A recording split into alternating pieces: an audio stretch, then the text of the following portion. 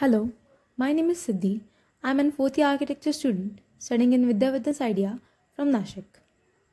As the design proposal is ceremonial corridor, which starts from GPO circle to Now Darwaza, and hence to design a path towards Godavari river by exploring the culture, heritage, rituals, and elements of Nashik.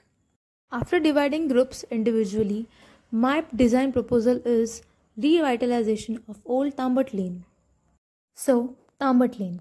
Nashik was famous for coppersmithy. How? The question arises. Since in late centuries we found some social issues and traces about the Nashik was also a famous factory setup of coppersmithy and brass smithy, and also includes silversmithy, just like the Tambat Ari is still in working stage in Pune and flourished. But Nashik also has a Tambat Lane, which early used to be a commercial market of copper and brass utensils, with the production as well as selling and transporting. Also, but the people from different cities and places are used to come for purchasing and selling of copper and brass was done.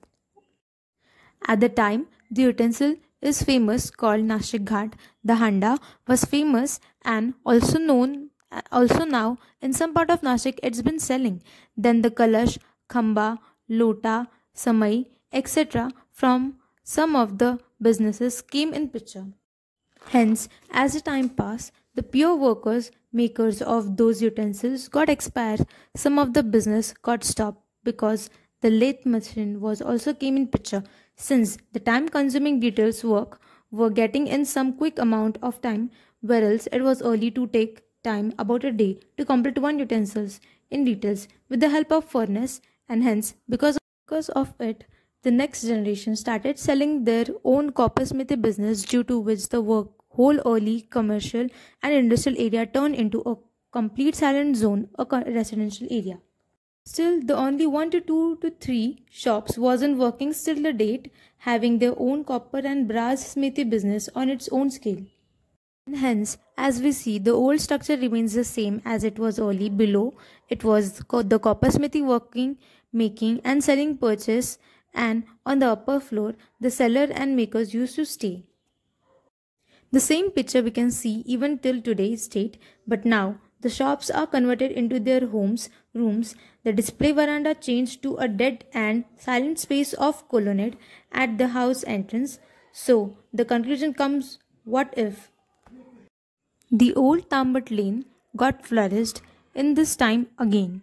But this time we have to consider some set of rules in designing process. That is, as not it's an complete residential, we couldn't bring a factory or the process of making it, and designing due to the area change to residential. So the Tambat Gully will only sell the different types of businesses, hence the proposal is reviving old Tambat Lane. Also, coming up with the design requirement is not changing the old house as it has the same condition as we need.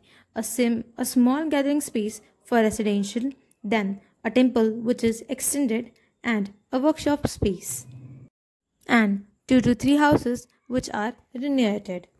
Hence, as from Tambat Lane, the pedestrian part starts. From here, all the vehicles will be restricted. Hence, for entrance, a gate has been designed. It is influenced from the arches of the windows from the site, whereas it is a 2-story gate which leads to the pedestrian corridor, and a 2-story accessible for people to grab the view from the top towards the corridor. As we move further, a node comes from where the actual Tambat Lane starts, from a narrow street towards a wide area. A small junction arrives where the Tambat Lane starts, and at a point leads to a Badi Dargah, which is the further destination in the corridor.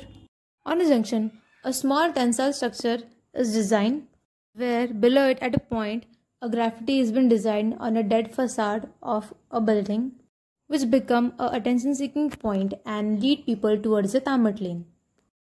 The actual Tambat Lane starts, which will be a number of utensils of copper and brass leads towards the entire street.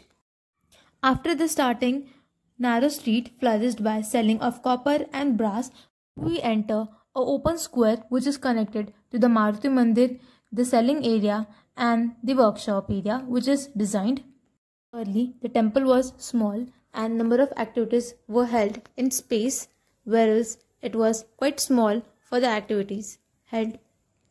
The proposal is the extension of the temple, the Maruti Mandir, an abandoned space where there is no structures. The space is used to design a workshop. A workshop space will be a small area where the display of old utensils would be there and will tell people about how the copper utensils are made and how since it was started. This is how the central square would look like. Temple front and the flourished houses of Tambat. Ahead with the flourished Tambat houses, there is a rahad which is only used in the time of Holi. Hence, considering that a small space in front of it which is designed and more extended, whereas there will be no crowd during Ranga Panchami as it was now. Also the space in front of it which is the covered one and designed by for the residential, due to which the street will be flourished. And again the old business of copper smithy, of selling of utensils and many other of copper will be come in picture and will turn to us from silent residential area to a commercial area where a variety of copper and brass selling would be happen, which will revive the business of Tambat in Nashik.